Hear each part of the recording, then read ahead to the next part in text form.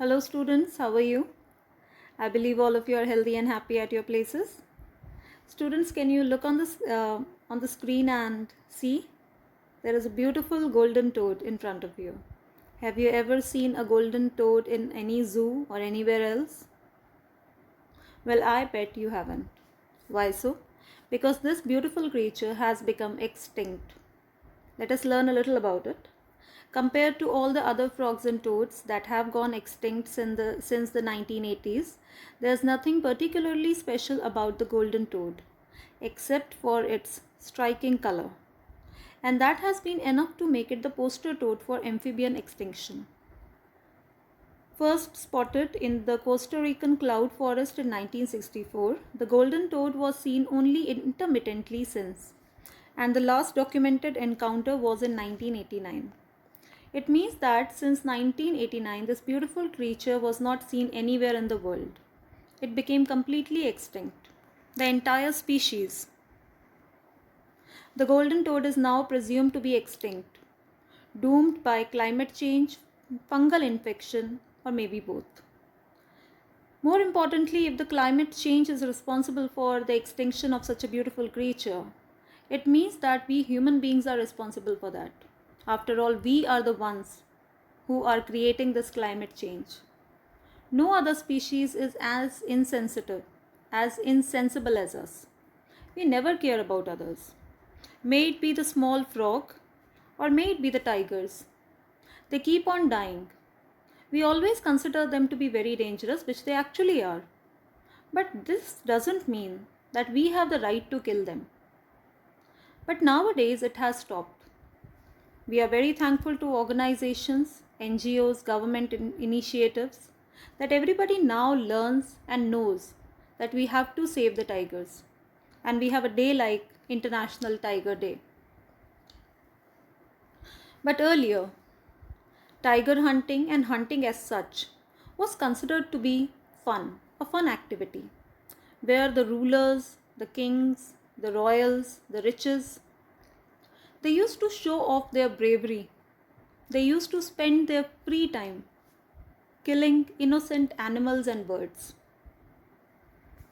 Today we are going to go through a story, the summary of a story in our syllabus from the book Vistas, chapter number 2, The Tiger King, written by Kalki, which talks about a whimsical king who was on a killing spree, killing tiger one after the other, one after the other. All those innocent animals died because of him. But before that, let's learn a little about the creator of such a wonderful piece of art. Kalki is basically the pen name of R. Krishnamurti, who was born in the year 1899 and died in 1954. Mr. R. Krishnamurti was noted Tamil freedom fighter, social crusader, novelist, short story writer, journalist, poet, film and music critic, Indian independence activist and connoisseur of the arts writer from Tamil Nadu. Connoisseur means a person who is a specialist in a particular field and who is highly valued by the contemporaries. So he was a noted writer, freedom fighter, critic and whatnot. See, he is an ensemble of talent. He derived his pen name from suffixes of his wife's name, Kalvini, and his own name. Moving forward, coming to the theme of this short story. The story is basically a satire on the conceit of those in power. What a satire is, here it is written, there are two important literary devices used in the story. The first one being satire and the other one is irony. I have taken the definition from Wikipedia, and satire is a genre of literature and performing arts, usually fiction and less frequently in non-fiction, in which vices, follies, abuses and shortcomings are held up to ridicule, ideally with the intent of shaming individuals, corporations, government or society itself into improvement. Although satire is usually meant to be humorous, Its greater purpose is often constructive social criticism, using wit to draw attention to both particular and wider issues in society. Students, we took up the session with the important message regarding the extinction of the species living on the planet because of the human beings. It is a very important topic, but the story is being taken up in a very humorous manner, with wit, intellect, making fun of people who have no sympathy for other creatures. The writer has done it in a very humorous manner. When that is done, when a social vice or folly is being shown with the help of humor to bring out a positive change in the society, that kind of write-up is called a satire. Last year, when you were in class 11th, there was a play, Mother's Day. And Mother's Day also brought out an important issue, that how mothers are treated in the families. Nobody cares for them. Nobody say thanks to them. Nobody says sorry or please also.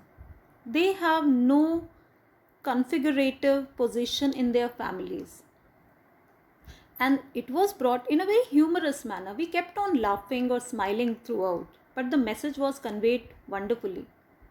That was also a satire. Moving forward, it is an indirect comment on subjecting innocent animals to the willfulness of human beings. It is a story about transience of life and power. It is a satire on the conduct of the people in power. It is found that most of the time the rulers are not interested and bothered about working for public welfare. Rather, they spend their times in foolish things. Most of the people who surround these powerful people are also interested in taking advantage of the proximity of their own welfare. So what we are going to learn about this story is a ruler who doesn't care about its people, or he doesn't care about whosoever is under him. He only cares about himself, his own whims, his own wish, and nothing else. And how everybody around him was also trying to fulfill his wishes, not taking part in any good activity. Well, that is the theme of the story. And yes, the literary device, the other one, irony. What is an irony? It actually comes from ancient Greek, meaning dissimulation, feigned ignorance. In its broadest sense, it is a rhetorical device, literary technique, or event in which what appears on the surface to be the case differs radically from what is actually the case. Irony can be categorized into different types. There are different types of ironies, like verbal irony, dramatic irony, or situational irony. When we will be going through the entire story, and when we will reach at the end of the story, then I will tell you how irony is implied in the story by the writer perfectly. So let's move forward with a summary of the chapter. The story reveals around the Tiger King, whose name was Jilani Jung Jung Bahadur. When he was born, the astrologers had foretold that one day the king would die. Suddenly a miracle happened, and the 10-year-old Jung Jung Bahadur started speaking. He told them that all those who were born would have to die one day. So he asked them to tell the manner of his death. So this is what happened when he was born and he started speaking, a young boy.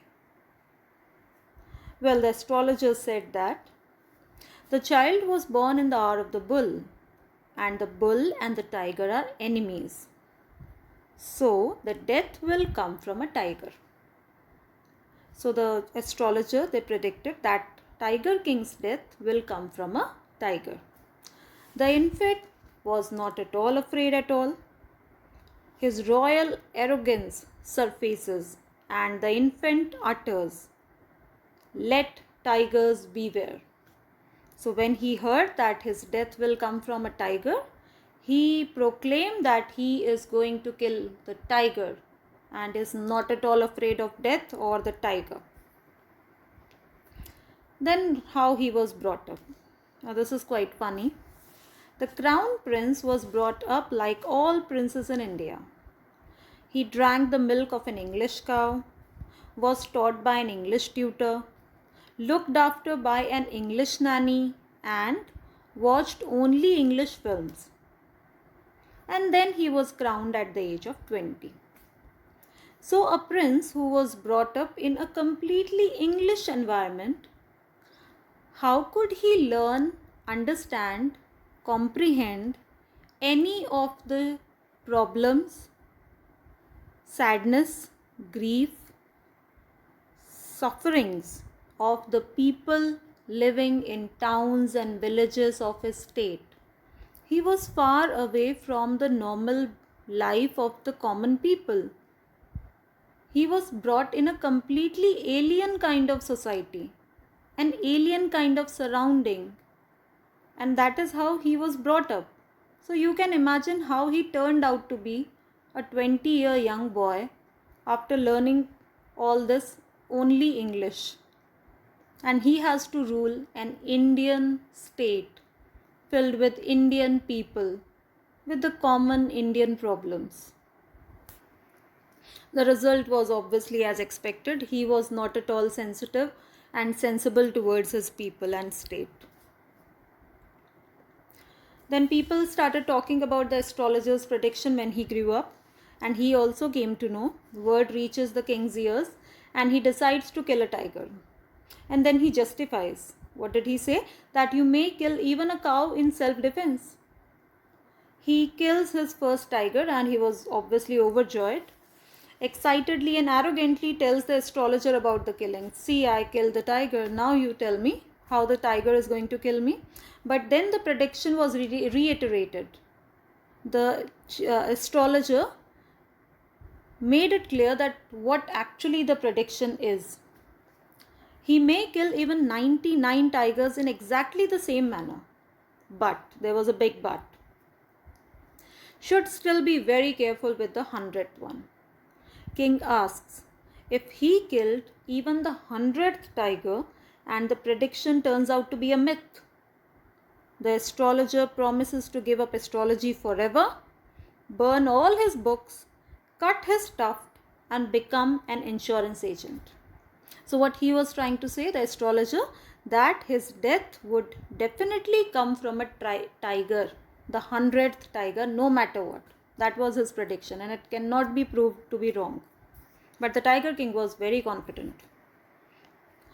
Then Tiger King's killing mission started. Once he came to know that his death would be caused because of the 100th one, and then he decided to kill all the 99 tigers in between and kill that 100th one also to make himself immortal, maybe, and prove the astrologer all wrong. He would have approached the rational side too, by not killing any tiger. Because to reach 100, you have to have a 1. If there is not 1 or 2, there cannot be 100. But our hero, or rather anti-hero, was not that sensible, rational kind of a ruler. He wanted to kill all the tigers. So he vows to kill 100 tigers. Tiger killing was banned in the state by anyone except the Maharaja. Defaulters' wealth and property would be confiscated. Starts killing one tiger after the other. Faced many dangers in between. Sometimes missed his target also. He had to fight the beast barehanded, but every time he won. Now look at the first part actually, when he banned tiger killing in his state.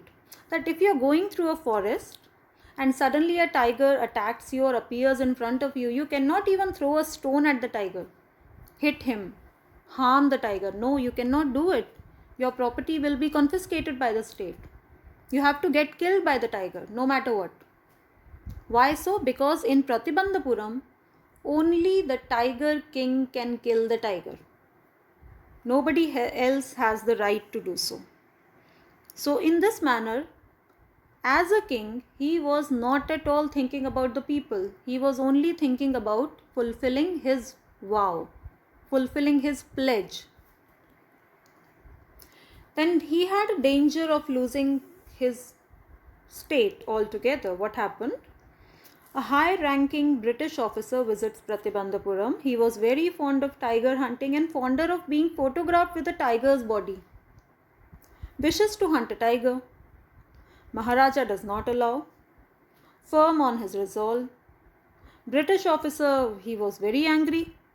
Maharaja was in danger of losing his state because the story actually belongs to the pre-independence era when the country was divided into various royal states, and yes, the British rule was also there. So even these Maharajas, they used to be quite afraid of the British rule.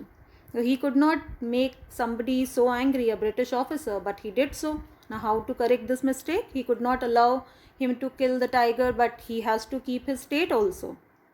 So what he did, he consulted his diwan.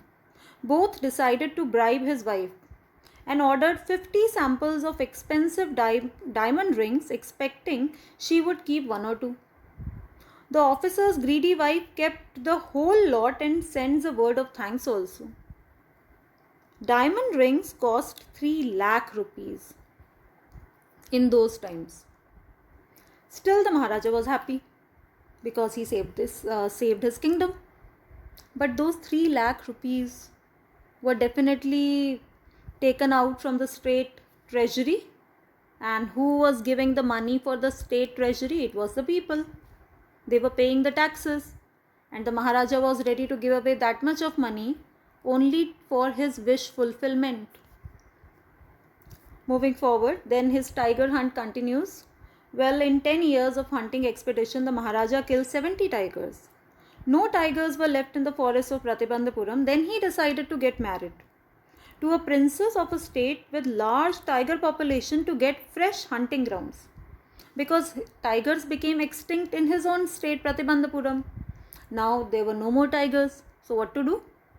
Get married, go to the in-laws' place and kill more tigers. That as easy as that. Wow. He kills 4 or 5 tigers on each visit to his in-laws, completes 99 tigers now extinct even in the in-law state. So he took one of the most important decisions of his life, that is getting married, on the criteria of tiger. It didn't matter to him that whether his wife was not so beautiful, not so wise, not so understanding. Everything was kept aside. The princess or the girl should be from a state where the tiger population was good. So all his decisions regarding the state, his personal life, everything was revolving around tigers. That is why the title is absolutely justified. His entire life was revolving around tigers. That is why he was being termed as the Tiger King. Then, because 99 tigers were killed now, then there was the search for the 100th one, because that was the tiger which was actually going to be the reason of his death. The king feverishly anxious to kill the 100th tiger. Feverishly means excitedly, very rapidly. No tigers to be found because there were no tigers in his state, no tigers in the in-law state.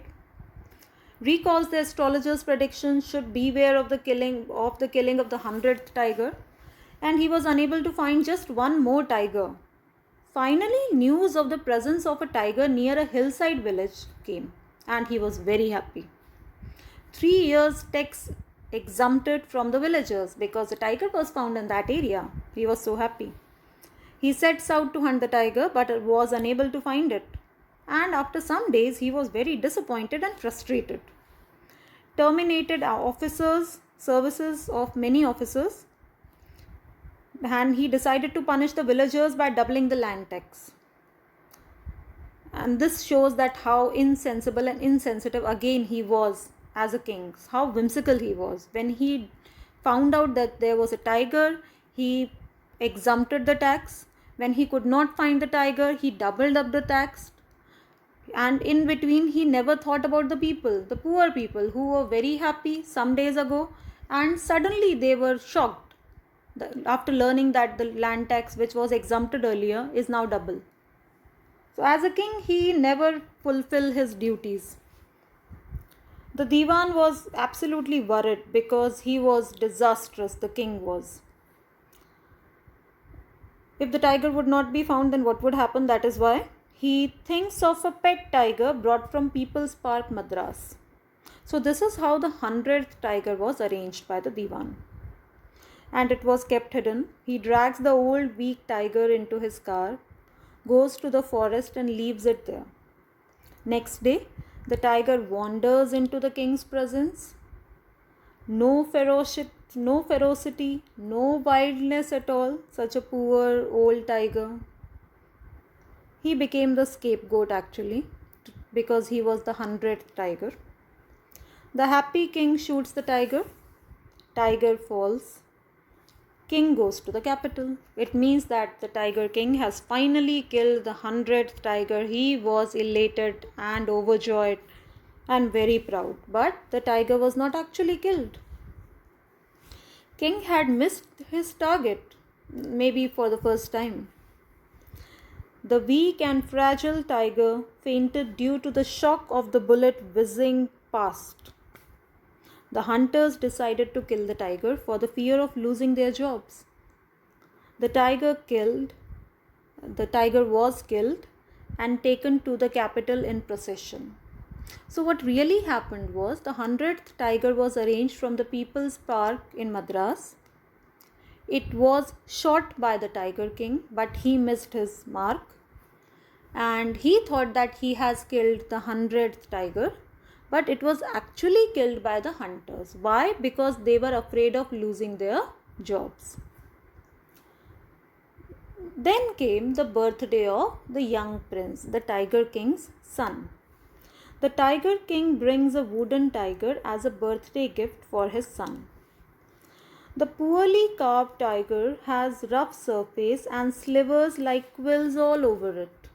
So there were many slivers all over the wooden tiger. Because of one of it, what happened? The king, while playing with the prince, gets hurt because of the slivers. When a tiny sliver pierces his right hand, and firstly he neglected the injury, but then he just pulled out the sliver, thinking it to be a very small injury. But it wasn't that small of an injury. The wound developed pus inside it. The entire right hand of the Tiger King became infected, which the wound develops pus which soon spreads all over the arm. 3 surgeons were summoned from Madras. They came from Madras for the operation because the entire arm of the Tiger King was infected because of the sliver of the wooden tiger. They performed an operation but failed to save the king. Thus, the 100th tiger takes its final revenge upon the Tiger King. So, my dear students, the 100th tiger whom the Tiger King actually encountered was not the tiger which was brought from People's Park, Madras, but it was the small wooden tiger with those tiny slivers. This wooden tiger became the reason of the Tiger King's death. And the prediction was actually true. It was the 100th tiger which caused the Tiger King's death. That is the irony of the situation. What did the astrologers say? That you can kill 99 tigers, but you have to be careful with the 100th one. And this one, the wooden tiger, was actually the 100th one. So something was said in a particular manner, but it proved to be correct in a completely different manner. See, the 100th tiger definitely brought his death, but it was a wooden tiger. So this 100th wooden toy tiger took the revenge for those 100 innocent tigers. A small wooden tiger took the revenge. So, Mr. Tiger King, rest in peace if you can after killing innocent animals to satisfy your whim. The Tiger King was dead, and in this manner the story comes to an end. The short story is quite humorous in its approach. It brings a very important message for us even in this era, because we, for our whim, for our own wishes, are ready to harm other creatures as a human society, entire society. Such a story teaches us that how we can save ourselves from doing something as foolish as that. Still, Tiger King gives you laughs, smiles. It makes you understand the right thing with the right approach. It has its heart at the right place. It delivers the message correctly. That's what I like about it. Such a short story, but the message is delivered so well. You might remember the poem, The Tale of the Melon City. How beautifully and in such a simple manner the message was conveyed, that how people just don't care who the ruler is. At least we are living in peace. But it was such a funny thing, such a funny poem it was. So much fun reading it. In the same manner, Tiger King gives you that happiness of reading, going through the scenes all over again. But it gives you the message aptly, curtly, crispily. And that's what is the best thing about the story. If there is a justification of the title, you know why is it justified. You know what the theme of the story is. You must remember some of the important incidents of the story. I suggest either you read the story. If you have read it, then you might have understood the summary perfectly. But if you haven't, go through the text properly and then come back and go through the summary again. And then you will remember the story for years and years. We are very thankful to Kalki for writing this masterpiece. And let's close it for now with the hope that we will bring a change, not climate change, but a positive change in the society, mindset of people, and in the environment also. Thank you very much all over again.